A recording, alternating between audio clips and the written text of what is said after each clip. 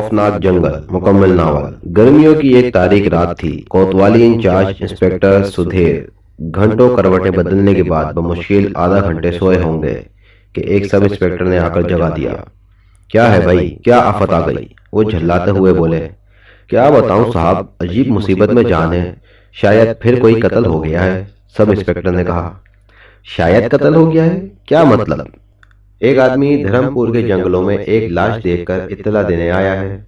इस वक्त धर्मपुर के जंगलों में इस आदमी का क्या काम? मेरे ख्याल में 2 बज रहे होंगे, इंस्पेक्टर सुधीर ने शब ख्वाबी का लिबादा उतारते हुए कहा। मैंने उससे सवालात नहीं किए, सीधा यहाँ चला आया, सब इंस्पेक्टर ने जवाब दिया। दोनों तेज कदमों से चलते हुए दफ्तर पहुंचे। इंस्पेक्टर सुधीर ने इत्तला लाने वाले अजनबी को घूर कर देखा। वो एक खुशपोश नौजवान था। उसके चेहरे पर घबराहट के आसार नजर आ रहे थे। टाई की घेरा ढीली होकर कॉलर के नीचे लटक आई थी। बालों पर जमी हुई गिर से जाहिर हो रहा था कि वो बहुत दूर का सफर करके आ रहा है। उसकी सांस अभी तक फूल रही थी। क्यों साहब, क्या बात है? सुधीर ने कड़े लहजे में पूछा। मैं अभी अभी धर्मपुर के जंगल में एक औरत की लाश देखकर आ रहा हूँ, उसने पेशानी से पसीना पोंछते हुए कहा। लेकिन आप इस वक्त धर्मपुर के जंगल में क्या कर रहे थे? सुधीर ने कहा। मैं दरअसल जलालपुर से वापस आ रहा था। जलालपुर से? जलालपुर यहाँ से तकरीबन 20 मील के फासले पर है। आप किस सवारी पर आ रहे थे? मोटरसाइकिल पर। जब मैं जोसेफ रोड से पेटे रोड की तरफ मुड़ने लगा तो मैंने सड़क के किनारे एक औरत की लाश देखी। उसके कपड़े खून से तर थे। उफ मेरे खुदा, कितना भयानक मंजर था, मैं जिंदगी भर ना भुला सकूंगा। तो आप जलालपुर में रहते हैं? जी नहीं, मैं यहीं इसी शहर में रहता हूँ। एक दोस्त से मिलने जलालपुर गया था। तो इतनी रात गए वहां से वापसी की क्या जरूरत पेश आई थी? जनाबे वाला, मैं ये कत्ल खुद करके आपको इत्तला देने नहीं आया, अजनबी ने कदरे झंझला कर कहा। मैंने एक लाश देखी और एक शहरी होने की हैसियत से अपना फर्ज समझा कि पुलिस को इत्तला दे दूं। नाराज होने की जरूरत नहीं, सुधीर ने संजीदगी से कहा। मैं भी अपना फर्ज ही अदा कर रहा हूँ। आपका क्या नाम है? मुझे रणधीर सिंह कहते हैं। आप क्या काम करते हैं? उफ मेरे खुदा, मैंने यहाँ आकर सख्त गलती की, अजनबी ने कदरे परेशानी के लहजे में कहा। अरे साहब, मैं आपके साथ ही चलूंगा। चलना तो पड़ेगा ही। खैर, अच्छा, आप बहुत ज्यादा परेशान मालूम होते हैं, फिर सही। दारोगा जी, जरा जल्दी से 3 कांस्टेबलों को तैयार कर लीजिए और इस वक्त ड्यूटी पर जो ड्राइवर हो उसे भी बुलवा लीजिए। थोड़ी देर बाद पुलिस की गाड़ी पेटर रोड पर धर्मपुर की तरफ जा रही थी। रात हद दर्जा तारीख थी। सन्नाटे में गाड़ी की आवाज ऐसी मालूम हो रही थी जैसे बेशुमार खबीस अरवाह एक साथ मिलकर चीख रही हो। गाड़ी के ब्रेक लैंपों की रोशनी दूर तक सड़क पर फैल रही थी। सड़क के मोड़ से तकरीबन 2 फरलांग उधर ही एक बड़ा सा दरख्त सड़क पर गिरा हुआ था। अरे ये क्या? अजनबी चौंक कर बोला। गाड़ी दरख्त के पास आकर रुक गई। मैं आपसे कसम खाकर कहता हूँ कि अभी आधा घंटा कबल जब मैं इधर से गुजरा हूँ तो ये दरख्त यहाँ नहीं था, अजनबी ने परेशान लहजे में कहा। सब लोग गाड़ी से उतर आए। आप भी कमाल करते हैं, आपकी बात पर किसे यकीन आएगा? जाहिर है आज आंधी भी नहीं आई।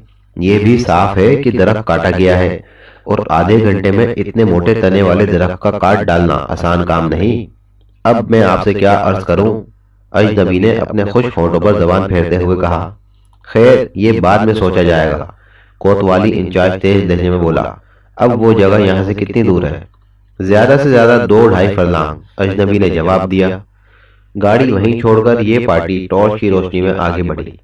तारीख सड़क पुलिस वालों के भारी भरकम जूतों की आवाज से गूंज रही थी। उफ मेरे खुदा, अजनबी ने चलते चलते रुक कर कहा। क्यों, क्या बात है? कोतवाली इंचार्ज बोला। कहीं मैं पागल ना हो जाऊं, अजनबी ने बेचैनी में अपनी नाक रगड़ते हुए कहा। ए मिस्टर, तुम्हारा मतलब क्या है? कोतवाली इंचार्ज ने गरज कर पूछा। मैंने वो लाश यहीं देखी थी। मगर मगर मगर मगर क्या कर रहे हो? यहाँ तो कुछ भी नहीं है। यही तो हैरत है सरकार, यहाँ भूत प्रेत भी बकसरत रहते हैं, एक कांस्टेबल मनमनाई हुई आवाज में बोला। बकोबत, कोतवाली इंचार्ज चीख कर बोला। उसका गुस्सा अपनी इंतहाई मंजिलें तय कर रहा था। मैं तो बड़ी मुश्किल में फंस गया हूँ, अजनबी गुलोगेर आवाज में बोला। अभी कहाँ, अब फंसेंगे आप मुश्किल में, कोतवाली इंचार्ज ने तलख लहजे में कहा। खवा मखवा परेशान किया। کیا تم نے رک کر قریب سے لاش دیکھی تھی؟ جی ہاں، اس کے سینے سے خون ابل رہا تھا۔ عجیب لاش تھی، کہیں زمین پر خون کا دھبا تک دکھائی نہیں دیتا۔ کوتوالی انچارج نے جھک کر ٹارچ کی روشنی میں زمین کو غور سے دیکھتے ہوئے کہا، میں قسم کھا کر… بس بس رہنے دو، خواہ مخواہ وقت برباد کرایا۔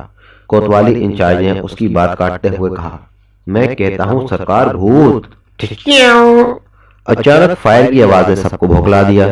کوتوالی انچارج کا ہاتھ پستول کے کیس ہی پر تھا کہ دوسرا فائر ہوا۔ پھر تیسرا، چوتھا۔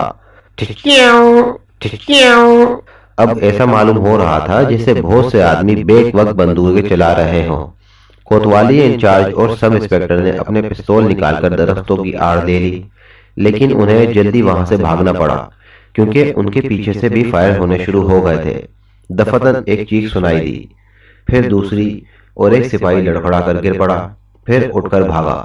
یہ لوگ بدک تمام گاڑی تک پہنچ گئے۔ جس وقت ڈرائیور گاڑی بیک کر رہا تھا، قریب ہی سے دوبارہ فائر ہونے شروع ہو گئے۔ گاڑی تیز رفتاری سے شہر کی طرف جا رہی تھی۔ فائر اب تک سنائی دے رہے تھے۔ ایک سپاہی کے بازو پر گولی لگی تھی، وہ سیٹ پر پڑا کر رہا تھا، لیکن وہ کہاں گیا؟ سب انسپکٹر نے بھرائی ہوئی آواز میں کہا۔ جہنم میں، کوتوالی انچارج نے تلخ لہجے میں کہا، مجھ سے زیادہ احمق شاید روئے زمین پر نہ ملے۔ آخر میں اچھی طرح اطمینان کیے بغیر اس کے ساتھ کیوں چلا آیا؟ کمبخت کا پتہ بھی تو معلوم نہ ہو سکا۔ ہم لوگوں کی جان لینے کی ایک بہتری سازش تھی، مگر صاحب وہ کسی طرح بھی جھوٹا نہیں معلوم ہوتا تھا۔ سب انسپکٹر نے کہا، 22 سال سے اس محکمے میں جھک نہیں مارتا رہا داروغہ جی۔ کوتوالی انچارج نے خوش لہجے میں کہا، ابھی آپ کا تجربہ ہی کتنا ہے؟ میں 1 میل سے مجرم کی بو سونگ لیتا ہوں۔ وہ شروع سے ہی مشکوک تھا، آخر وہی ہوا جس کا کھٹکا تھا، مگر یہ کسی بہت بڑے اور منظم گروہ کا معلوم ہوتا ہے۔ ارے اس کا تو مجھے خیال ہی نہ آیا تھا، سب انسپکٹر جلدی سے بولا، واللہ بال بچ گئے۔ البتہ بیچارہ کرن سنگھ بری طرح زخمی ہو گیا، کوتوالی انچارج نے کہا۔ اب میری سمجھ میں نہیں آ رہا کہ میں سپرنٹینڈنٹ صاحب کو اپنی اس حماقت کا کیا جواب دوں گا۔ تھوڑی دیر بعد وہ سب چپ ہو گئے۔ البتہ کرن سنگھ کی کراہیں اب تک جاری تھیں۔ غنیمت یہی تھا کہ گولی ہڈی کو کوئی نقصان پہنچائے بغیر بازو کے گوشت کو چھیدتی ہوئی نکل گئی تھی۔ کیوں نہ ہم لوگ پھر وہیں چلیں؟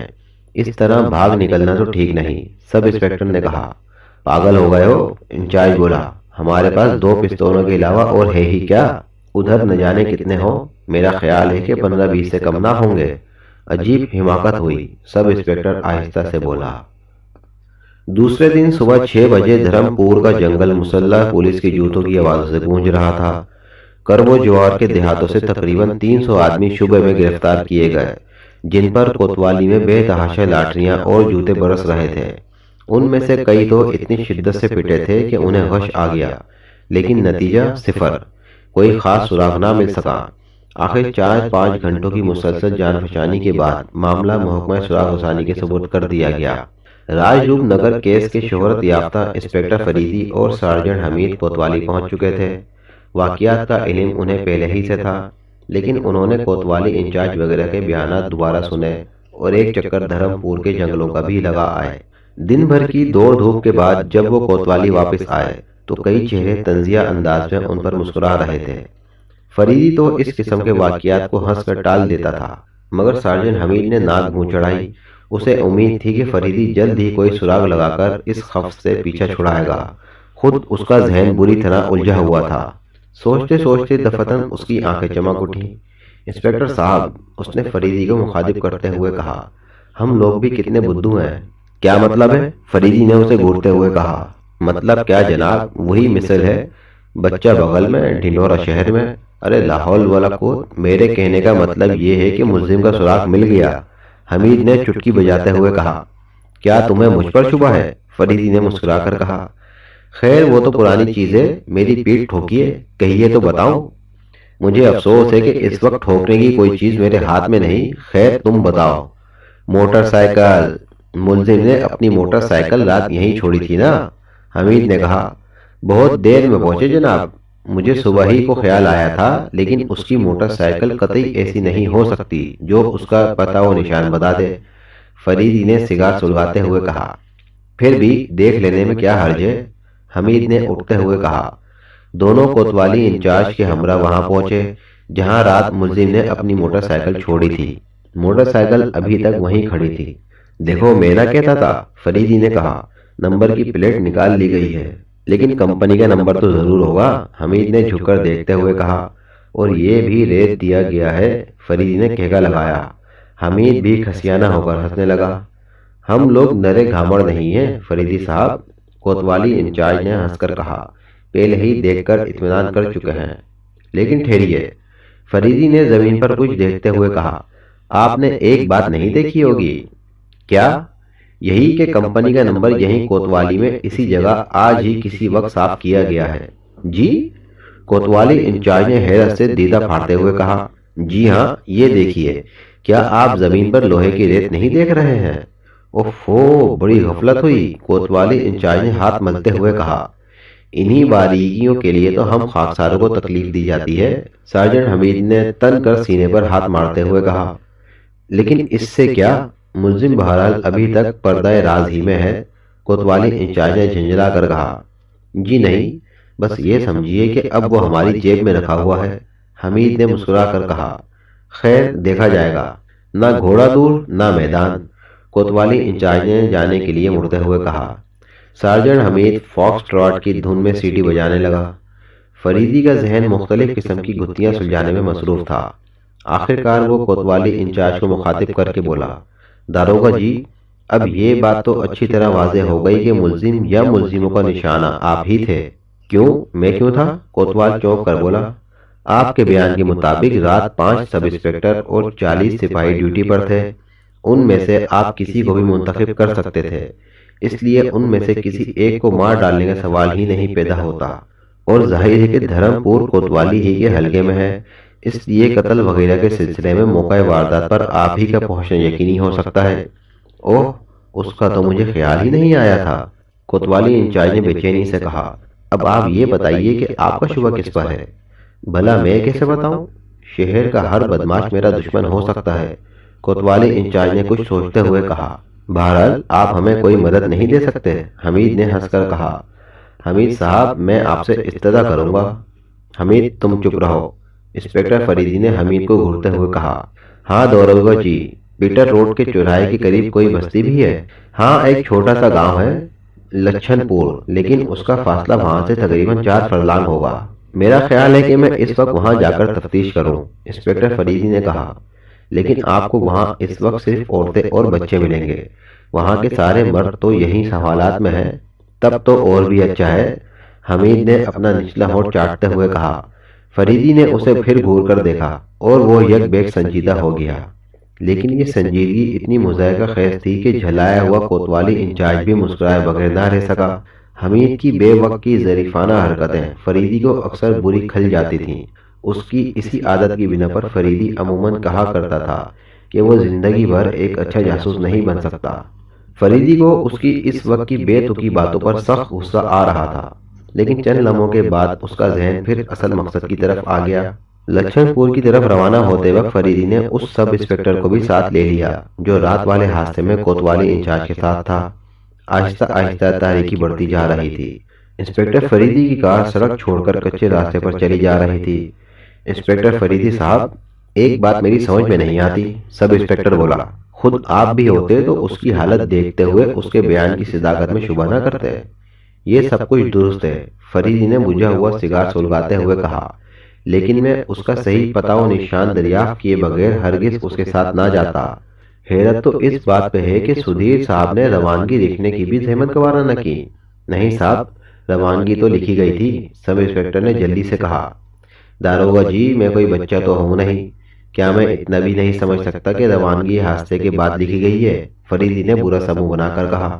خیر، یہ کوئی نئی بات نہیں، آپ ہی نہیں، آپ کا محکمہ یوں بھی ہم لوگوں کے متعلق کوئی اچھی رائے نہیں رکھتا، لیکن یہ آپ کس طرح کہہ سکتے ہیں کہ روانگی حادثے کے بعد لکھی گئی ہے؟ اور اس کا کیا ثبوت ہے کہ روزنامچے میں اس نمبر کا کوئی کمرہ ہے ہی نہیں، اور سرتاج ہوٹل کا ایک ایک چپا پولیس کا دیکھا ہوا ہے؟ اس جیسے بدنام ہوٹل کا نقشہ تو میرے خیال سے معمولی کانسٹیبل کے ذہن میں بھی ہوگا، کیونکہ پولیس متعدد بار اس پر چھاپے مار چکی ہے۔ اصل واقعہ مجھ سے سنیے، آپ لوگ بغیر پوچھ گچھ کیے مظلم کے ساتھ چل پڑے تھے، بعد میں سدھیر صاحب کو اس غلطی کا احساس ہوا۔ واپسی پر جب وہ روانگی لکھنے بیٹھے تو گھبراہٹ میں کمرے کا نمبر لکھ گئے۔ میں نے کیس ہاتھ میں لینے کے بعد سب سے پہلے روانگی ہی دیکھی تھی۔ اس وقت سدھیر صاحب بھی موجود تھے۔ غالباً اسی وقت انہیں اپنی غلطی کا احساس ہوا۔ اس کے بعد ابھی تھوڑی دیر قبل مسلم کے حلیے کے لیے مجھے دوبارہ روانگی دیکھنی پڑی۔ آپ کو یہ سن کر حیرت ہوگی کہ کمرے کا پہلا نمبر بلیڈ سے کھرچ کر اس کی جگہ دوسرا نمبر لکھ دیا گیا تھا، جس کی سیاہی کاغذ خوردار ہو جانے کی وجہ سے پھیل گئی تھی۔ فریدی خاموش ہو گیا اور سارجن حمید ہنسنے لگا۔ صاحب، یہ بات میری سمجھ میں تو نہیں آئی۔ واقعی آپ لوگ ہم لوگوں کے بارے میں بہت برے خیالات رکھتے ہیں، سب انسپکٹر نے جھیپ مٹانے کی کوشش کرتے ہوئے کہا۔ ہم لوگ آپ لوگوں کے بارے میں برے خیالات رکھنے پر مجبور ہیں، آخر کوئی حد بھی ہے۔ کوتوالی میں رکھی ہوئی موٹر سائیکل کی نمبر کوئی ریت کر چل جائے اور آپ لوگوں کو خبر بھی نہ ہو۔ واقعی یہ چیز ضرور حیرت انگیز ہے، سب انسپکٹر نے کہا، اور اسی بنا پر میرا خیال ہے کہ کوتوالی کا کوئی فرد سدھیر صاحب کی جان کا دشمن ہے یا پھر ان کے دشمنوں سے ملا ہے۔ کوئی باہر کا آدمی اتنی ہمت نہیں کر سکتا۔ فریدی نے کہا، آپ کا خیال درست ہے، لیکن وہ کون ہو سکتا ہے، یہی تو دیکھنا ہے۔ کار لچھن پور میں داخل ہو رہی تھی۔ وہاں تقریباً 2 گھنٹے تک چھان بین کرنے کے بعد بھی کوئی سراغ نہ مل سکا۔ البتہ اتنا ضرور معلوم ہوا کہ وہاں کے لوگوں نے فائروں کی آوازیں سنی تھیں، لیکن یہ ان کے لیے کوئی نئی بات نہ تھی، کیونکہ وہاں آئے دن شکاریوں کی بندوقیں چلا ہی کرتی تھیں۔ واپسی میں سب انسپکٹر نے فریدی سے کہا، انسپکٹر صاحب کیا بتاؤں، واقعی ہم لوگوں نے سخت غلطی کی کہ ملزم کا پتہ معلوم کیے بغیر اس کے ساتھ چلے گئے، اور یہ بھی صحیح ہے کہ روانگی حادثے کے بعد لکھی گئی تھی، لیکن مجھے امید ہے کہ آپ لوگ یہ بات اپنی ہی تک محدود رکھیں گے۔ مگر یہ کیسے ممکن ہے؟ حمید جلدی سے بولا۔ فریدی خاموش تھا، اس کی نگاہیں باہر اندھیرے میں بھٹک رہی تھیں۔ انگلیوں میں دبا ہوا سگار بجھ چکا تھا۔ دن بھر کی دوڑ دھوپ کے باوجود بھی کوئی خاص نتیجہ برآمد نہیں ہوا تھا۔ یہ شاید پہلا موقع تھا کہ اس کی تفتیش کا ایک دن اس طرح ضائع ہو رہا تھا۔ اگر میں نے اس کی کوئی خاص ضرورت نہ سمجھی تو اسے راز ہی رکھوں گا، فریدی نے آہستہ سے کہا اور سگار سلگانے لگ گیا۔ شکریہ، سب انسپکٹر نے اطمینان کا سانس دیا، پھر خاموشی چھا گئی۔ کار کی برقی روشنی تاریکی کا سینہ چیرتی ہوئی تیزی سے آگے بڑھ رہی تھی۔ یکلخت سڑک کے بائیں کنارے کی جھاڑیوں سے 3-4 گیدڑ نکل کر سڑک پار کرتے ہوئے دائیں کنارے کی جھاڑیوں میں گھس گئے۔ انہی میں سے ایک کے منہ میں دبی ہوئی کوئی چیز سڑک پر گر پڑی۔ کار تیزی میں اسے رونتی ہوئی آگے نکلی چلی جا رہی تھی کہ دفتن فریدی چیخا، حمید روکو روکو! کار ایک جھٹکے سے رک گئی۔ کیا بات ہے؟ انسپکٹر حیرت زدہ لہجے میں بولا۔ آئیے آئیے حمید، ذرا مجھے ٹارچ دینا، فریدی نے کار سے اترتے ہوئے کہا۔ ٹارچ کی روشنی سڑک پر پڑے ہوئے جوتے کے گرد دائرہ بنا رہی تھی۔ فریدی نے جوتے کو اٹھا کر ٹارچ کی روشنی میں دیکھنا شروع کیا۔ جوتا تو نیا معلوم ہوتا ہے، لیکن یہ یہاں کیسے آیا؟ حمید نے کہا۔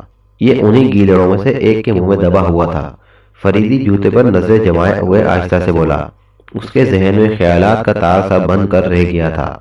اس تھوڑے سے وقفے میں یکے بعد دیگرے نہ جانے کتنے خیالات آئے تھے۔ ٹارچ کی روشنی میں جھاڑیوں سے الجھتا ہوا وہ آگے بڑھ رہا تھا۔ حمید اور سب انسپکٹر بھی اس کے پیچھے پیچھے چل رہے تھے۔ انہیں اس کے اس رویے پر سخت حیرت تھی، لیکن وہ خاموش تھے۔ دفتن فریدی رک گیا۔ جھاڑیاں ہٹا کر وہ دوسری طرف کچھ دیکھ رہا تھا۔ سب انسپکٹر اور حمید بھی رک گئے۔ تھوڑی دیر بعد فریدی مڑ کر بولا، داروغہ جی، آپ بھوتوں پر یقین رکھتے ہیں یا نہیں؟ میں آپ کا مطلب نہیں سمجھا، سب انسپکٹر نے کہا، لیکن نہ جانے کیوں اس پر کب کبھی طاری ہو گئی۔ مطلب یہ کہ اگر آپ اس وقت اس جنگل میں کسی جگہ ایک آدمی کی ٹانگ زمین کے اندر سے نکلی ہوئی دیکھ لیں تو آپ کا کیا حال ہو؟ غالباً روح قفس انصری سے پرواز کر جائے۔ حمید ہنس کر بولا، اچھا تو پہلے تم ہی آؤ، فریدی نے سنجیدگی سے کہا۔ حمید آگے بڑھا، لیکن دوسرے ہی لمحے اسے ایسا معلوم ہوا جیسے کسی نے اسے پیچھے دھکیل دیا ہو۔ وہ بری طرح کانپ رہا تھا۔ بھوت! حمید ہکلانے لگا۔ بس رخصت ہو گئی ساری شرارت، فریدی نے ہنس کر کہا۔ آئیے داروغہ جی، آپ بھی دیکھیے۔ جی جی میں، داروغہ جی کی حمید کی حالت دیکھ کر آگے بڑھنے کی ہمت نہ کر سکے۔ بھائی کمال کر دیا آپ لوگوں نے، آئیے میرے ساتھ، فریدی کہتا ہوا جھاڑیوں میں گھس گیا۔ حمید اور سب انسپکٹر کو بھی توہن و کرن ساتھ دینا ہی پڑا۔ ایک جگہ تھوڑی کھدی ہوئی زمین سے ایک انسانی پیر باہر نکلا ہوا تھا۔ پتلون کا پائجامہ کئی جگہ سے پھٹا ہوا تھا اور ننگے پاؤں میں لمبی لمبی خراشیں تھیں۔ کیا سمجھے؟ فریدی اپنے دونوں خوفزدہ ساتھیوں کو طرف مڑ کر بولا۔ دونوں خاموشی سے اس کا منہ تک رہے تھے۔ یہ جوتا اسی پیر کا ہے۔ گیدڑوں نے یہاں کی زمین کھودی ہے۔ وہ لاش کی ایک ٹانگ نکال پائے تھے کہ موٹر کے شور کی وجہ سے انہیں بھاگنا پڑا۔ غالباً وہ اس کی ٹانگ کھینچ کر باہر نکالنے کی کوشش کر رہے تھے۔ اسی جدوجہد میں اس کا جوتا اتر گیا اور ایک گیدڑ لے بھاگا۔ ارے بھائی، یوں کھڑے میری صورت کیوں دیکھ رہے ہو؟ جو بتائے وہ کیا جائے۔ سب انسپکٹر اپنے خشک ہونٹوں پر زبان پھیرتے ہوئے بولا۔ آؤ مٹی ہٹا کر اسے نکالیں۔ فریدی نے بیٹھتے ہوئے کہا۔ حمید، تم ٹارچ دکھاؤ۔ فریدی اور سب انسپکٹر نے مٹی ہٹانی شروع کی۔ 1 گھنٹے کی محنت کے بعد وہ لاش کو نکالنے میں کامیاب ہو گئے۔ ارے! سب انسپکٹر چونک کر پیچھے ہٹ گیا۔ کیا بات ہے؟ فریدی نے پوچھا۔ یہ وہی ہے، خدا کی قسم وہی ہے، سب انسپکٹر بے اختیار چیخ اٹھا۔ وہی جو ہمیں کل رات یہاں لایا تھا۔ بہرحال، فریدی نے اطمینان کا سانس لے کر کہا، بعض اوقات میرے ہوائی قلعے بھی سچے ہو جاتے ہیں۔ مجھے شروع ہی سے اس کی امید تھی۔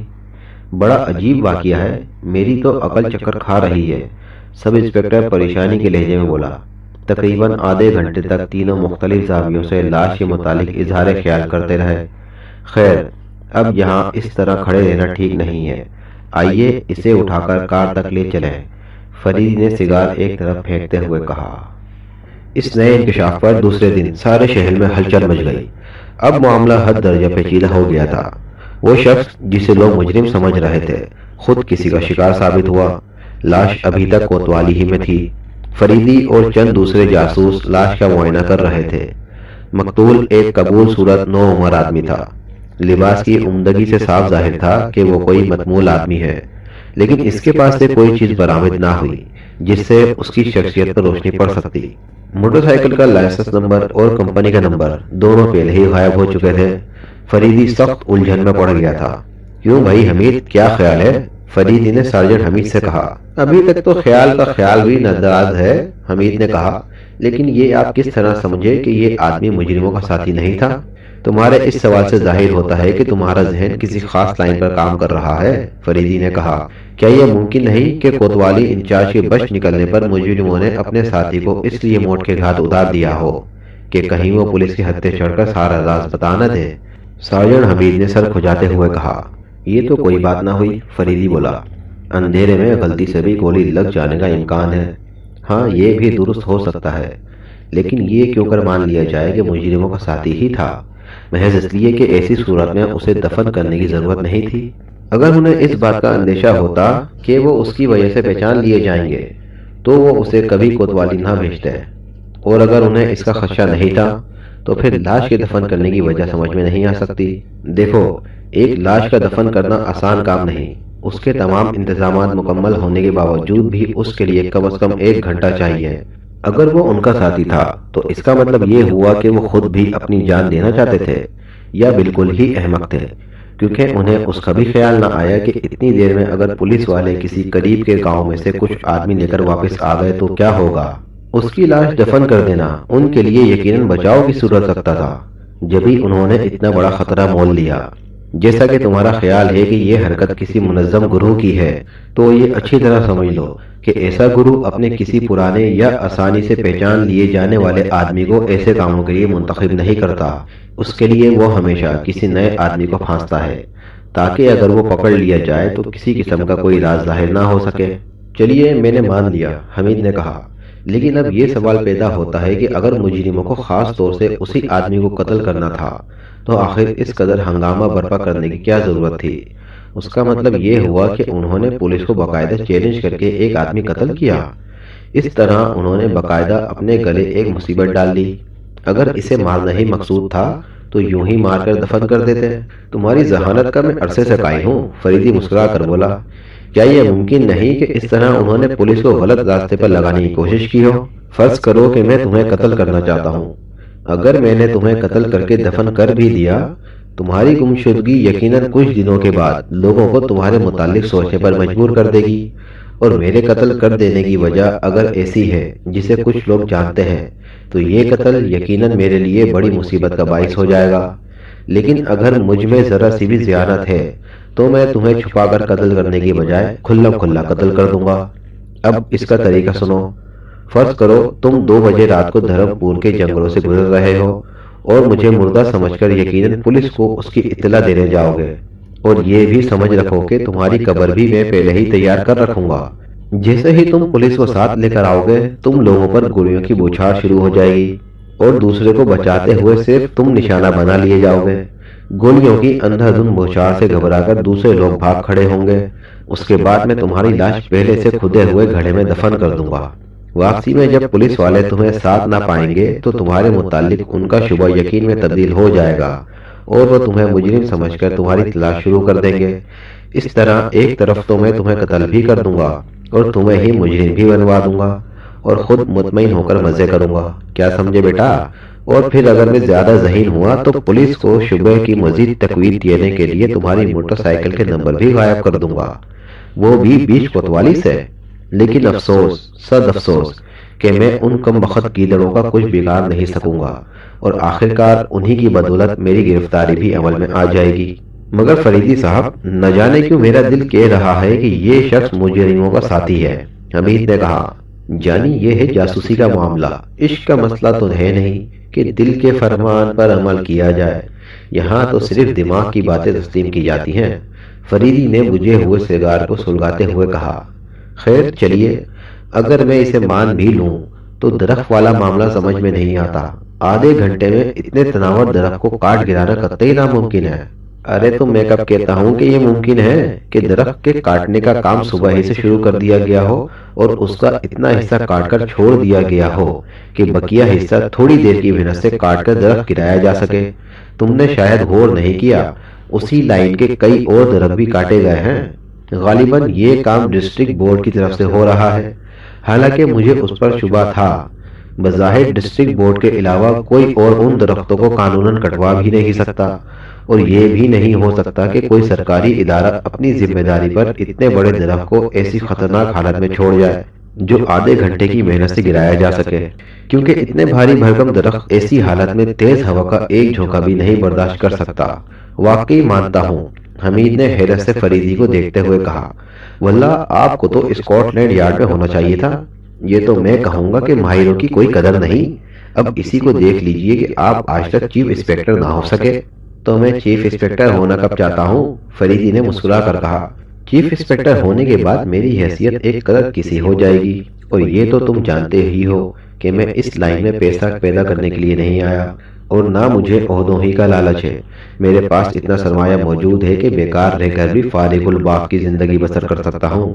اگر ہندوستان میں پرائیویٹ جاسوسوں کے لیے قانون کوئی جگہ ہوتی تو مجھے اتنی درد سر مول لینے کی کوئی ضرورت نہ تھی، میں اسی حیثیت سے اپنی کھوجی طبیعت کو تسکین دے لیتا۔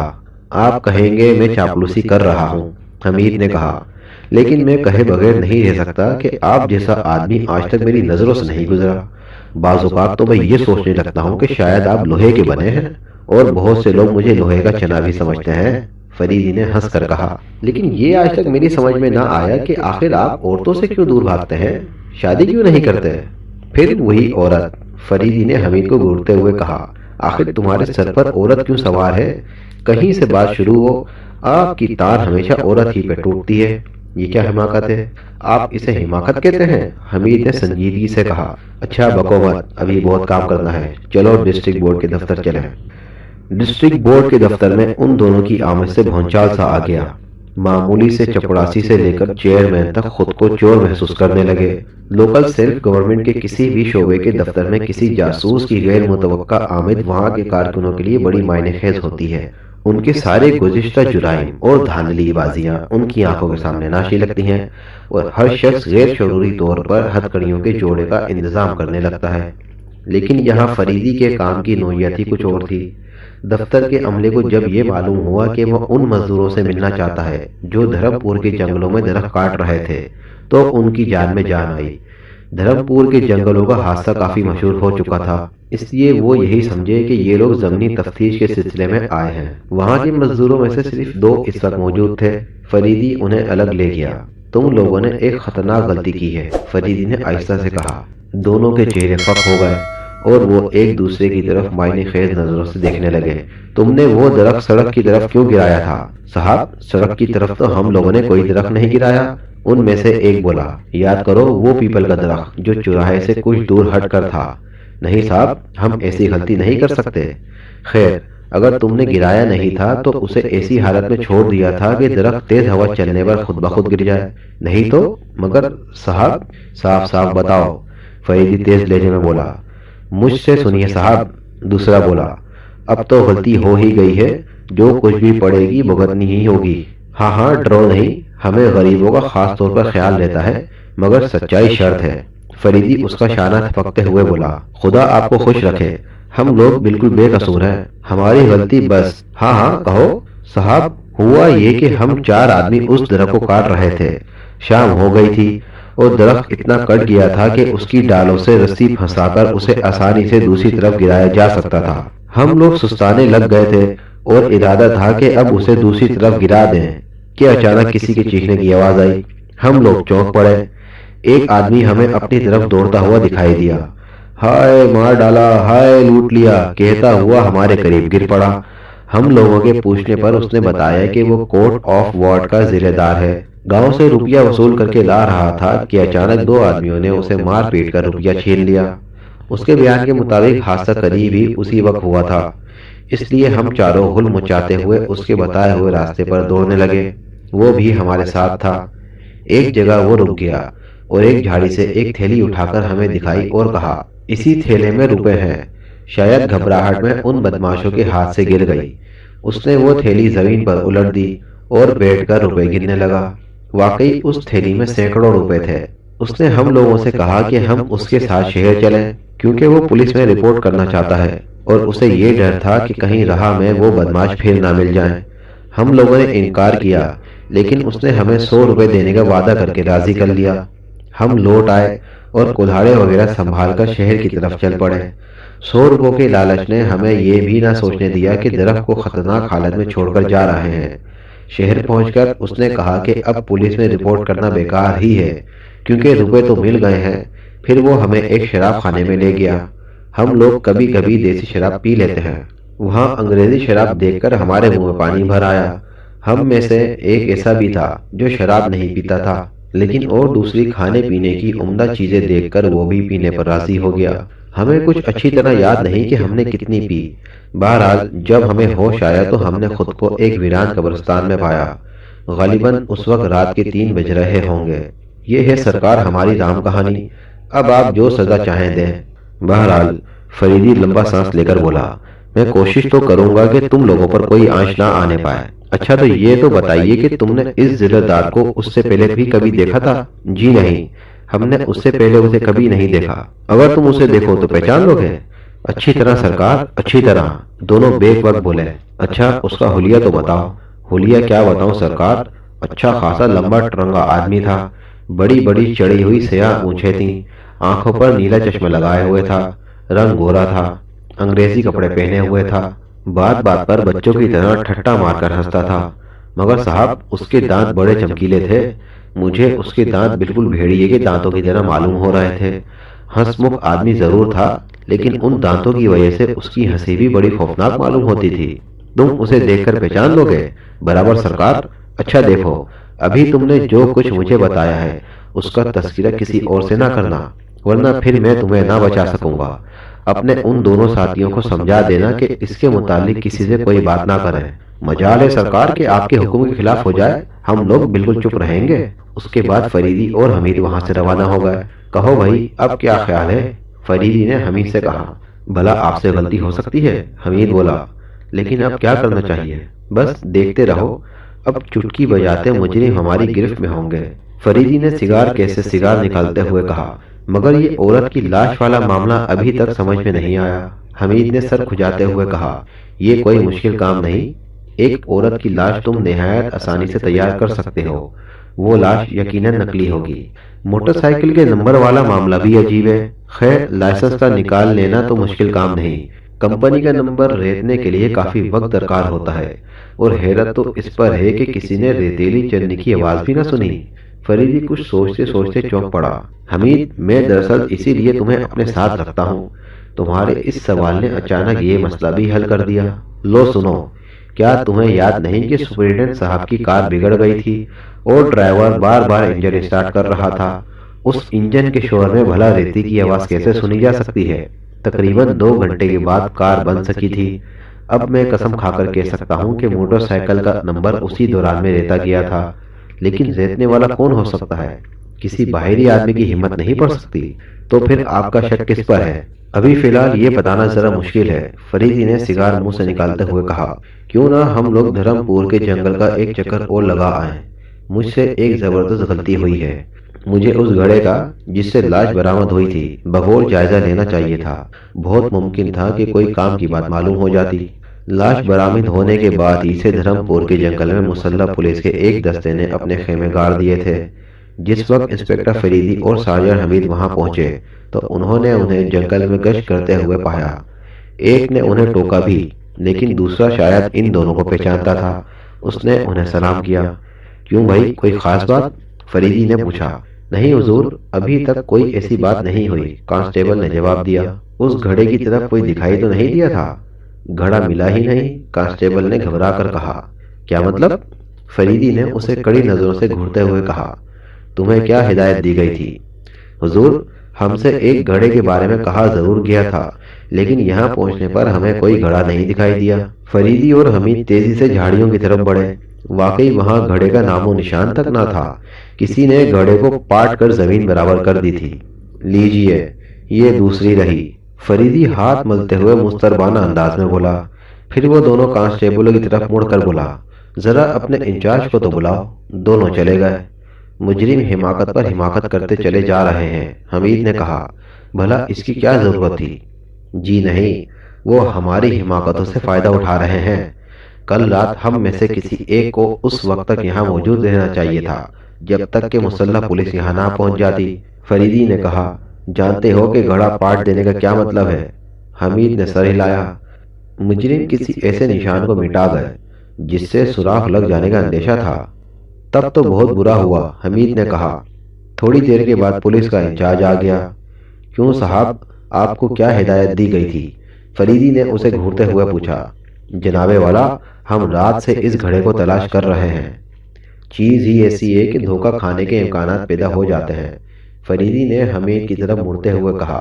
سرسری طور پر دیکھنے سے یہی معلوم ہوتا ہے کہ اس سے پہلے یہاں کوئی گھڑا تھا ہی نہیں۔ اس جگہ سوکھی گھاس اس خوش اسلوبی سے بچھائی گئی ہے کہ اچھے اچھے دھوکہ کھا جائیں۔ اس گھاس کو پھیلاتے وقت وہ یہ بھول گئے تھے کہ اس طرح ان کی انگلیوں کے نشانات قطعی محفوظ ہو جائیں گے، حمید نے کہا۔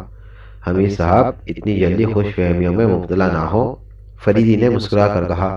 اس مرتبہ بہت ہی چلاک آدمیوں سے سابقہ پڑا ہے۔ ارے میاں، ایسے موقعوں پر سڑے سے سڑا مجرم بھی دستانے استعمال کرتا ہے۔ بہرحال مجرم کی یہ دوسری حماقت اس کے سراغ کے لیے کافی ہوگی۔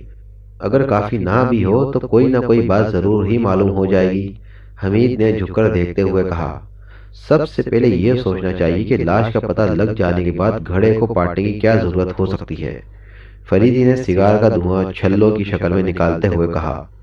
بہت ممکن ہے کہ گھڑے میں کوئی ایسی چیز رہ گئی ہو جس سے مجرم کا سراغ مل جائے، یا مقتول کی شخصیت پر روشنی پڑنے کا اندیشہ رہا ہو۔ لیکن ایسی صورت میں گھڑے کو پاٹنے کی خاص وجہ سمجھ میں نہیں آتی۔ یہ کام پولیس کے پہنچ جانے کے بعد ناممکن سا ہو جاتا ہے۔ غالباً ہم لوگوں کے چلے جانے کے بعد ہی یہ حرکت کی گئی۔ اگر ایسا ہے تو اس کا مطلب ہے کہ مجرم ہماری نگرانی کر رہے ہیں۔ جی ہاں، ہم لوگوں کے آنے سے پہلے ہی یہ سب کچھ کیا گیا، ورنہ ہم لوگ تو جی ہاں، ورنہ آپ لوگ تو کافی ہوشیار رہے، فریدی نے انچارج کی بات کاٹتے ہوئے طنزیہ لہجے میں کہا۔ اچھا، اب اسے دوبارہ کھودنے کا انتظام کرنا چاہیے۔ انچارج نے 3-4 کانسٹیبلوں کو بلا کر گھڑا کھودنے کے لیے کہا، لیکن ان لوگوں کے پاس کوئی ایسی چیز نہ تھی جس سے زمین کھودی جا سکتی۔ آخر کار یہ طے پایا کہ لچھن پور سے کچھ مزدور بلا لیے جائیں۔ کیا اسے کھودنے کے لیے آپ لوگوں کی سنگینی کافی نہیں؟ حمید نے کہا۔ بعض اوقات معمولی باتیں بھی دیر میں سوچتی ہیں، انچارج نے کھسیانی ہنسی ہنستے ہوئے کہا۔ کانسٹیبلوں نے اپنی سنگینوں سے زمین کھودنی شروع کر دی۔ تھوڑی دیر بعد ایک کانسٹیبل کی سنگین نے کسی چیز سے ٹکرا کر چھناکا پیدا کیا۔ ٹھہرو ٹھہرو، فریدی جھکتے ہوئے چیخا۔ اس نے دونوں ہاتھوں سے جلدی جلدی مٹی ہٹانی شروع کر دی۔ یہ لیجئے، کوئی اور نئی مصیبت۔ فریدی نے گھڑے میں سے ایک وزنی تھیلا باہر کھینچتے ہوئے کہا، ارے یہ کیا؟ سب نے بیک وقت کہا۔ فریدی نے تھیلے کا منہ جو رسی سے بندھا ہوا تھا کھول کر اسے زمین پر الٹ دیا۔ یا مظہر العجائب! کہتا ہوا حمید اچھل کر پیچھے ہٹ گیا۔ یہ ایک گیدڑ کی لاش تھی جس کے منہ میں تمباکو پینے کے پائپ دبا ہوا تھا۔ اس کے ساتھ شراب کی دو خالی بوتلیں بھی برآمد ہوئیں، جن میں سے ایک سنگین لگنے سے ٹوٹ گئی تھی۔ گیدڑ کے سینے پر ایک کاغذ بندھا ہوا تھا جس پر غالب کا یہ قطع لکھا ہوا تھا، کعبہ کس منہ سے جاؤ گے غالب، شرم تم کو مگر نہیں آتی؟ فریدی پر ہنسی کا دورہ پڑا۔ بقیہ لوگ حیرت سے کبھی اسے دیکھتے اور کبھی گیدڑ کی لاش کو۔ فریدی برابر ہنسے جا رہا تھا اور آہستہ آہستہ اس کی ہنسی اتنی بھیانک معلوم ہونے لگی کہ کئی ضعیف العقائد کانسٹیبل وہاں سے چپکے سے کھسک گئے۔ ان میں بہت سو کا یہ خیال تھا کہ بلکہ قریب و جوار میں مشہور بھی تھا کہ جنگل کا مخصوص حصہ بھوتوں کا اڈا ہے۔ فریدی پر ایک طرح کا نشہ آور کیفیت طاری تھی جس کے تحت وہ ہنسے ہی جا رہا تھا۔ آہستہ آہستہ اس کے کہکے ہلکے ہوتے گئے اور آخر کار وہ چکرا کر گر پڑا۔ حمید اور انچارج دوڑ کر اس کے قریب پہنچے۔ وہ بے ہوش ہو چکا تھا۔ ارے یہ کیا معاملہ ہے؟ انچارج نے گھبراہٹ میں کہا۔ نہ جانے کیا بات ہے، میں خود چکر میں ہوں، حمید نے فریدی کو جھنجھوڑتے ہوئے کہا، لیکن فریدی کے چہرے پر ہوش کے کوئی اثر پیدا نہ ہوئے۔ اب کیا کیا جائے؟ حمید نے انچارج کی طرف دیکھ کر کہا۔ حمید صاحب، اب تو میرا بھی یہی خیال ہے کہ یہ ضرور کوئی شیطانی کارخانہ ہے، انچارج نے درستے ہوئے کہا۔ گیدڑ کی لاش کا کیا مطلب؟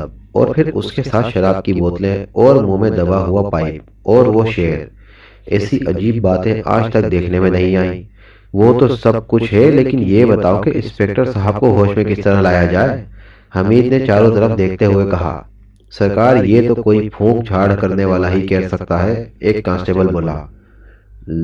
لغویت، حمید نے منہ بناتے ہوئے کہا۔ اچھا انچارج صاحب، آپ دو آدمی میرے ساتھ کر دیجئے، میں انہیں اسی حالت میں شہر لے جاؤں گا۔ حمید نے گیدڑ کی لاش اور بقیہ دو چیزیں وہیں پڑی رہنے دی اور بے ہوش فریدی کو کار میں ڈال کر شہر کی طرف روانہ ہو گیا۔ وہ خود کار ڈرائیو کر رہا تھا۔ راستے میں ہی فریدی کو ہوش آ گیا۔ وہ پچھلی سیٹ پر لیٹے ہی لیٹے بولا، حمید ہم کہاں جا رہے ہیں؟ اوہ، آپ ہوش میں آ گئے؟ حمید نے جلدی سے کار روکتے ہوئے مڑ کر کہا۔ وہ اٹھ کر بیٹھ گیا اور طویل انگڑائی لیتے ہوئے بولا، بڑا بھیانک پلاٹ تھا، وہ گیدڑ اور بوتلیں کہاں ہیں؟ وہ تو میں وہیں چھوڑ آیا۔ ارے، فریدی سیٹ پر اچھلتے ہوئے بولا، بڑے احمق ہو تم، چلو فوراً کار واپس لو، جلدی کرو۔ کار دوبارہ واپس جا رہی تھی۔ کہو بھائی، کچھ اس کا مطلب سمجھ میں آیا؟ فریدی نے کہا۔ سمجھ میں سب کچھ آ گیا، لیکن اگر کہوں گا تو خواہ مخواہ مجھے ہی احمق بننا پڑے گا۔ آخر کچھ تو، میرا خیال ہے کہ یہ جگہ ضرور بھوتوں سے بھری پڑی ہے۔ پھر وہی حماقت کی بات، میں نے پہلے ہی عرض کر دیا تھا، تمہارا قصور نہیں، ہر شخص یہی سمجھے گا۔ مجرم نے اپنے جرم پر پردہ ڈالنے کے لیے یہ دوسری چال چلی تھی، مگر افسوس کہ وہ اپنے مقصد میں ناکام رہا۔ میں آپ کا مطلب نہیں سمجھا۔ اپنی اس حرکت سے وہ یہ ظاہر کرنا چاہتا تھا کہ حقیقتاً اس قتل میں بھوتوں کا ہاتھ ہے، لیکن آپ کے اس طرح کہکا مار کر بے ہوش ہو جانے کا کیا مطلب تھا؟ اسی چیز نے تو مجھے اس نتیجے پر پہنچنے میں مدد دی ہے۔ تمہیں یاد ہوگا کہ جب سنگین نے بوتل سے ٹکرا کر چھناکا پیدا کیا تھا، اس وقت سب سے پہلے میں ہی اسے دیکھنے کے لیے جھکا تھا۔ جیسے ہی میں جھکا، ایک تیز قسم کی بو میرے دماغ میں گھس گئی، لیکن اس وقت میں نے اسے کوئی اہمیت نہ دی، لیکن اس کا اثر آہستہ آہستہ میرے دماغ پر ہو رہا تھا۔ جیسے ہی گیدڑ کی لاش برآمد ہوئی، میں نے اس کی ہیبت قضائی دیکھ کر ہنسنا شروع کر دیا۔ مجھے سخت حیرت تھی کہ آخر میں ہنسی کیوں نہ روک سکا، جبکہ اور لوگ خاموش تھے۔ تھوڑی دیر کے بعد میں اپنے آپ کو بالکل بے بس محسوس کرنے لگا۔ انتہائی کوشش کے باوجود بھی میری ہنسی نہ رک سکی، اور اس کے بعد جو کچھ ہوا وہ تو تم جانتے ہی ہو۔ ہاں، تو کہنے کا مطلب یہ ہے کہ ان بوتلوں میں کسی قسم کی گیس تھی جس کا اثر سے میری یہ حالت ہوئی۔ مجھے اچھی طرح یاد ہے کہ دوسری بوتل کے منہ پر ایک مضبوط کارک لگا ہوا تھا۔ خدا کرے ان احمقوں نے اسے کھولا نہ ہو، ورنہ ایک بہت ہی اہم چیز ضائع ہو جائے گی۔ اف میرے خدا، حمید نے حیرت سے کہا، اور اب مجھے یقین ہو گیا ہے کہ یہ بدماشوں کا اڈا یہیں کہیں قریب ہی ہے، ورنہ اتنی جلدی اتنا مکمل پلان بنا لینا آسان کام نہیں۔ بھئی ذرا کار کی رفتار اور تیز کرو، کہیں ان میں سے کوئی اس بوتل کو کھول نہ ڈالے۔ حمید نے کار کی رفتار اور تیز کر دی، لیکن وہی ہوا جس کا ڈر تھا۔ ان دونوں کی روانگی کے بعد ہی ایک کانسٹیبل نے خالی بوتل اٹھا لی اور اس کا کارک نکال کر سونگنے لگا۔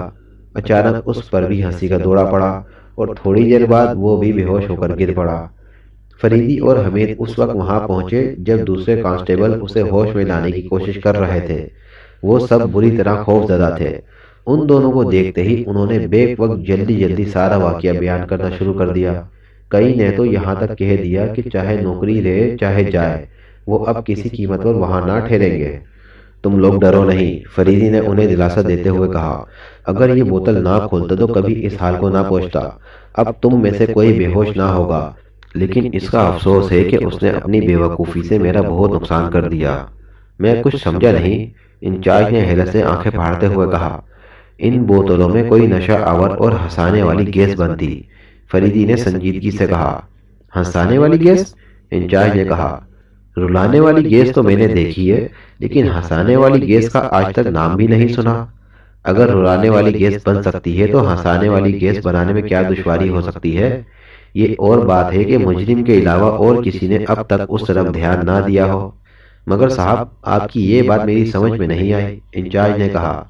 افسوس تو اس بات کا ہے کہ وہ چیز ضائع ہی ہو گئی، ورنہ میں سمجھا دیتا۔ گیدڑ کی لاش اب تک اسی حال میں پڑی ہوئی تھی۔ فریدی نے آتشی شیشہ نکال کر بوتل کا جائزہ لینا شروع کیا۔ افسوس کہ اس کانسٹیبل کی انگلیوں کے نشانات کے علاوہ کوئی اور نشان اس بوتل پر نہیں، اور یہ ٹوٹی ہوئی بوتل کے ٹکڑے، ان پر بھی کچھ نہیں۔ مگر وہ شعر، حمید جلدی سے بولا، کم از کم مجرم کی تحریر تو ہمارے ہاتھ آ گئی۔ بہت اچھے، فریدی اس کی طرف تعریفی نظروں سے دیکھتے ہوئے بولا۔ مگر حیرت ہے کہ مجرم اتنی احتیاط برتنے کے باوجود بھی یہاں کیسے چوک گیا؟ ذرا لپک کر وہ کاغذ کھولنا۔ گیدڑ کی لاش سے وہ کاغذ کھول کر جب حمید پلٹا تو اس کا منہ بری طرح لٹکا ہوا تھا۔ اس پر تو میں نے دھیان ہی نہیں دیا، اس نے کہا۔ کیا؟ یہ شعر کسی کتاب سے کاٹ کر اس کاغذ پر چپکا دیا گیا ہے۔ یہی تو میں نے کہا کہ اتنے چالاک آدمی نے بھلا ایسے کیسی حماقت کی؟ فریدی نے کہا۔ حمید صاحب، اس مرتبہ اچھا خاصا موما ہاتھ آیا ہے۔ فریدی رومال بچھا کر زمین پر بیٹھ گیا۔ وہ سیگار کے لمبے لمبے کش لے رہا تھا۔ اس کی آنکھیں نیم خوابی کسی حالت میں گیدڑ کی لاش پر جمی ہوئی تھیں۔ کانسٹیبل آپس میں سرگوشیاں کر رہے تھے۔ حمید گھڑے کی بکیا مٹی نکال نکال کر ایک طرف ڈھیر کر رہا تھا۔ اسے اب بھی امید تھی کہ جلد ہی کوئی چیز مل جائے گی جس سے سوراخ لگانے میں آسانی ہو۔ تھوڑی دیر بعد وہ تھک کر پیشانی سے پسینہ پوچھنے لگا۔ فریدی کی نگاہیں اب قریب جوار کی زمین کا معائنہ کر رہی تھیں۔ دفتن وہ چونک پڑا اور اس کی آنکھیں چمکنے لگیں۔ وہ اٹھ کر گھڑے کے پاس گیا اور پھر وہاں جھک کر کچھ دیکھتے ہوئے مغرب کی طرف بڑھنے لگا۔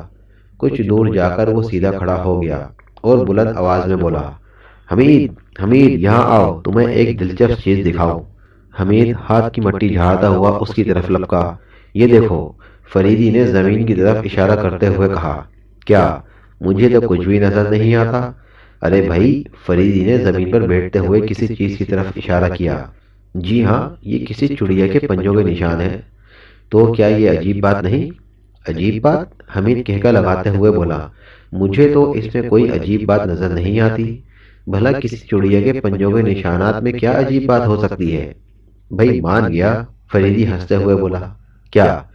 یہی کہ تم زندگی بھر ایک کامیاب جاسوس نہیں ہو سکتے۔ چلیے میں اسے مانے لیتا ہوں، لیکن آخر یہ تو بتائیے کہ ان نشانات میں عجیب بات کون سی ہے؟ زمین دیکھ رہے ہو کتنی سخت ہے؟ فریدی مسکرا کر بولا۔ ابھی تک بارش بھی نہیں ہوئی، ایسی صورت میں کسی معمولی چڑیا کے پنجے اتنے گہرے نشانات نہیں بنا سکتے۔ تو پھر اس کا مطلب یہ ہوا کہ اس کا وزن 2.5-3 من سے کسی طرح کم نہ ہوگا، اور اتنے وزن کی چڑیا کے ساتھ اتنے چھوٹے چھوٹے پنجوں کا تصور انتہائی مضحکہ خیز معلوم ہوتا ہے۔ فوراً سوچو تو بالکل ایسا ہی لگتا ہے نا، جیسے کسی اونٹ کو گوریا کے پنجے عطا کر دیے گئے ہوں۔ اور دوسری بات دیکھو، یہاں 4 نشانوں کے درمیانی فاصلے 4-4 انگل ہیں۔ اس کا مطلب یہ ہوا کہ اس جگہ چڑیا کے 2 قدم پورے ہوئے۔ پہلی چیز یہ کہ اتنی وزندار چڑیا اتنے چھوٹے پیر رکھتی ہے کہ وہ 4 انگل سے زیادہ نہیں پھیل سکتے۔ یہ چاروں نشان یہاں ختم ہو گئے۔ اس کے بعد تقریباً 1.5 فٹ کے فاصلے پر پھر ویسے ہی 4 نشان ملتے ہیں۔ لہٰذا دوسری مضحکہ خیز بات یہ ہوئی کہ یہ چڑیا ہر 2 قدم چلنے کے بعد 1.5 فٹ کی جم لگاتی ہے۔ آگے بڑھتے آؤ، یہ دیکھو، کہیں بھی اس کے معمول میں فرق نہیں آیا۔ 2 قدم چلنے کے بعد اس کے لیے 1.5 فٹ اچھلنا ضروری ہے۔ کہو کبھی ایسی چڑیا خواب میں بھی دیکھی تھی؟ اب بتاؤ کیسی رہی؟ فریدی صاحب، میں پھر کہتا ہوں کہ یہ بھوت، لا حول ولا قوت۔ فریدی حمیدی کی بات کاٹتے ہوئے بولا، پھر وہی بیکار بن کی باتیں، تو پھر اور کیا کیا جائے؟ ابھی کچھ کیا ہی کیوں جائے؟ فریدی نے کہا، اور دوسری بات یہ دیکھو، یہ چڑیا اس طرف سے آئی، گھڑے تک گئی اور پھر اسی طرف واپس چلی گئی۔ واقعی بڑی عجیب بات ہے، حمید نے فریدی کی آنکھوں میں دیکھتے ہوئے کہا۔ اور دلچسپ بھی، فریدی نے مسکرا کر کہا۔ ایسی عجیب و غریب چڑیا کا شکار دلچسپی سے خالی نہ ہوگا۔ کیا تم اپنا پستول ساتھ لائے ہو؟ پستول تو ہے میرے پاس، مگر گھبراؤ نہیں، میری موجودگی میں یہاں کے بت تمہارا کچھ نہیں بگاڑ سکتے۔ آؤ میرے ساتھ چلو، فریدی نے اس کے کاندھے پر ہاتھ رکھتے ہوئے کہا۔ کیا ان لوگوں کو ساتھ لیے چلیے گا؟ حمید نے کانسٹیبلوں کی طرف اشارہ کرتے ہوئے کہا۔ عجیب ڈرپوک آدمی ہو، اتنے آدمی دیکھ کر اگر چڑیا ہو گئی تو؟ تمہیں تو کوئی کہانیاں سنانے والی دادی اماں ہونا چاہیے تھا، مرد بنو برخوردار۔ چلیے صاحب، حمید مردہ سی آواز میں بولا۔ دونوں ان عجیب و غریب نشانات کو دیکھ کر آگے بڑھنے لگے۔ آگے چل کر پھر جھاڑیوں کا سلسلہ شروع ہو گیا۔ جھاڑیوں کے درمیان ایک بل کھاتی ہوئی پگڈنڈی دور تک چلی گئی تھی۔ دیکھو میاں حمید، یہ چڑیا ہم لوگوں کی طرح عقل مند معلوم ہوتی ہے کہ جھاڑیوں میں گھسنے کی بجائے پگڈنڈیوں ہی پر چلتی ہے۔ بہت ممکن ہے کہ یہ کافی پڑھی لکھی بھی ہو۔ کیا خیال ہے؟ میں کیا بتاؤں، آپ روحانیت وغیرہ کے تو قائل ہی نہیں۔ خیر، کبھی کبھی تو قائل ہونا ہی پڑے گا۔ ممکن ہے کہ اسی کیس کے سلسلے میں آپ کو اپنے خیالات تبدیل کرنے پڑے۔ بھئی، تمہیں اس محکمے میں آنے کے لیے کس نے کہا تھا؟ تمہارے لیے تو کسی خانقاہ کی سجادہ نشینی ہی بہتر ہے۔ میں تمہیں تمہارے ساتھیوں میں سب سے زیادہ ذہین سمجھتا تھا، لیکن تم نکلے نرے گاؤدی، لا حول ولا قوت۔ آپ جو چاہے کہیں، مگر مجھے پورے یقین ہے کہ یہ سب کسی انسان کا کام نہیں۔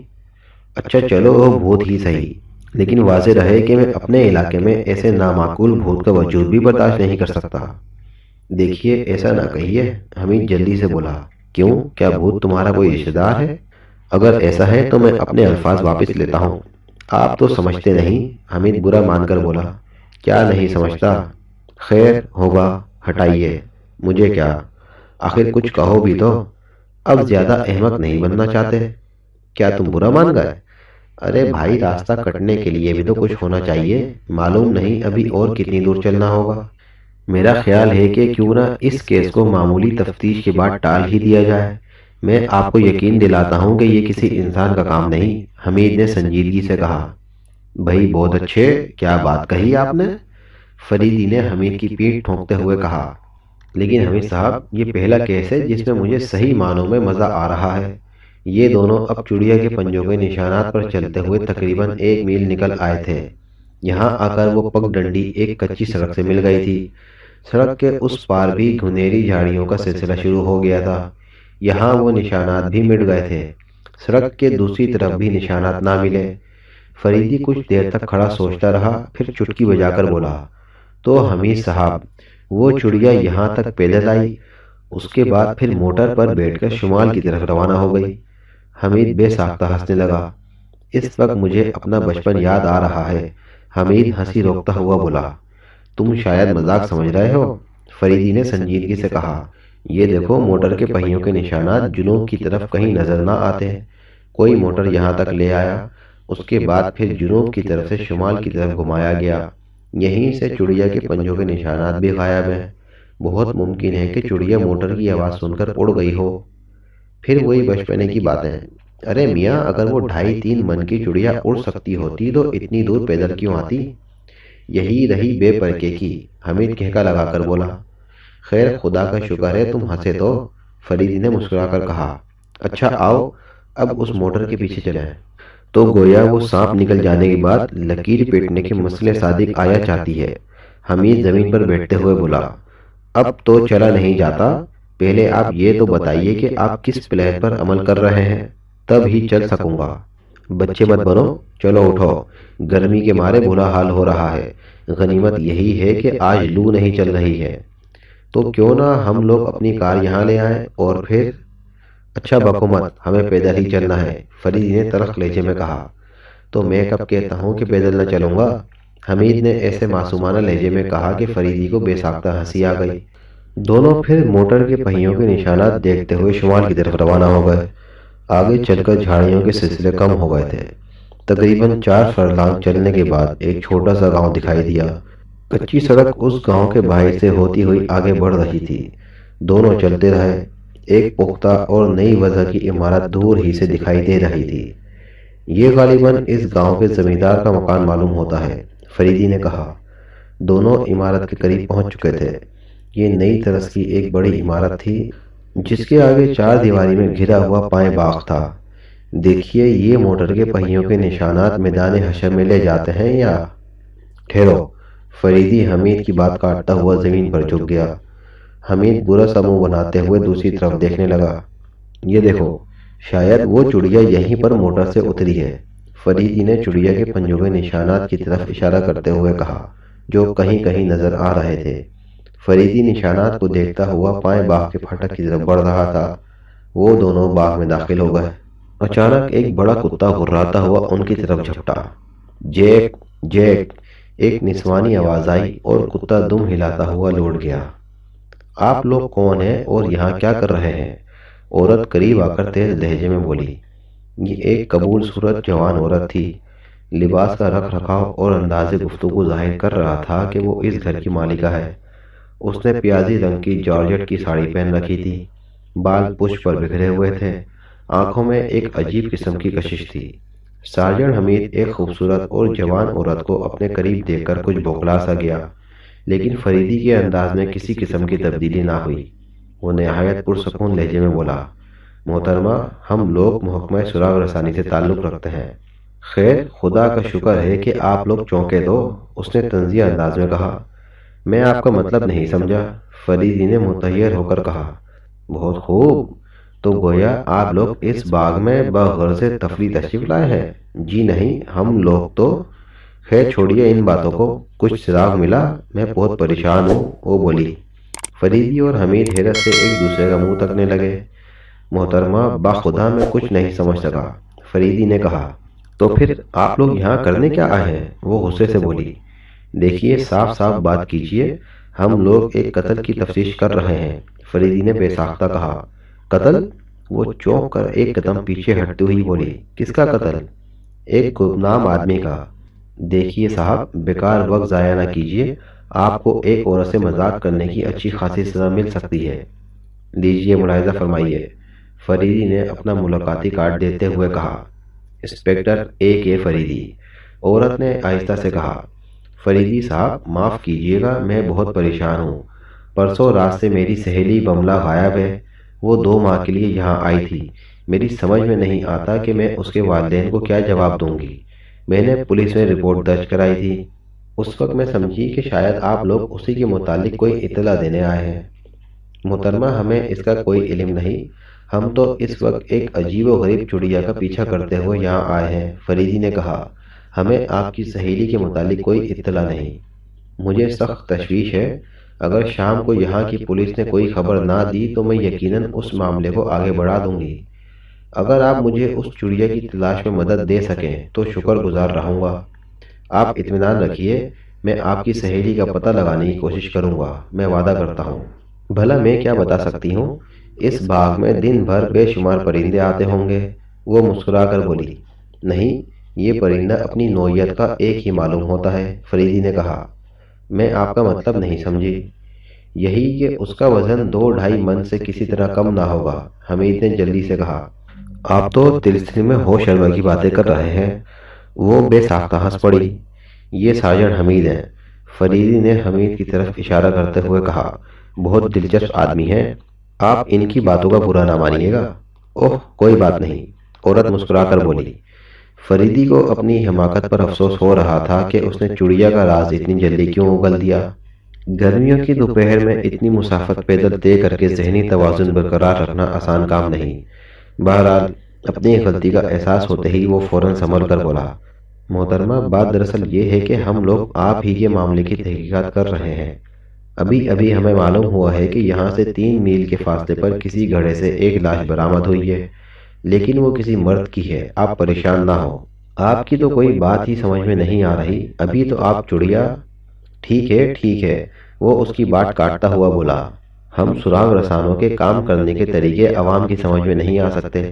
بہرحال اگر تکلیف نہ ہو تو پہلے ہمیں تھوڑا سا پانی پلائیے، اس کے بعد ہم لوگ کسی قاعدے کی بات کے قابل ہو سکیں گے۔ آپ